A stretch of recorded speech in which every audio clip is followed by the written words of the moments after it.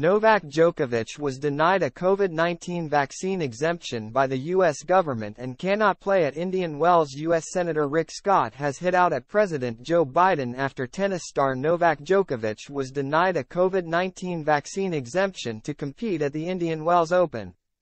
Djokovic was famously deported from Australia in 2022 due to his vaccination status, and this year could prove to be equally difficult for the Serb. Scott branded the latest decision the craziest thing in the world after Djokovic withdrew from the tournament as a result. "Think about how crazy this is," Scott said in a radio interview with WMAL. Last November, Biden said COVID's over. Right, it's over except when he doesn't want it over. So here's one of the healthiest guys in the world probably, and so we're not worried about him getting sick. He's not worried about getting sick, right? We're not worried about him making us sick because COVID is over. But somehow, the guy can't come in and play tennis. This is the craziest thing in the world.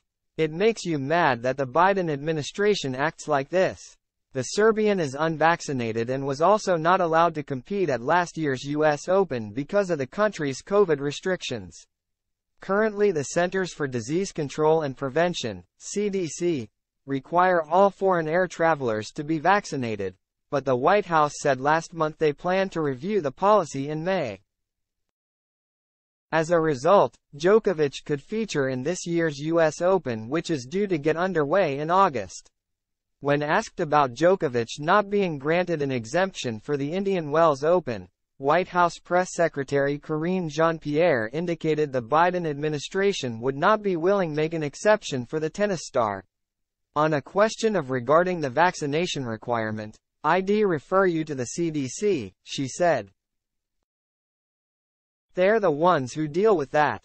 It's still in place and we expect everyone to abide by our country's rule, whether as a participant or as a spectator. As for what goes on for specifically with the BNP Open, Indian Wells, those are questions for them. It is a private entity, so we will let them speak to that."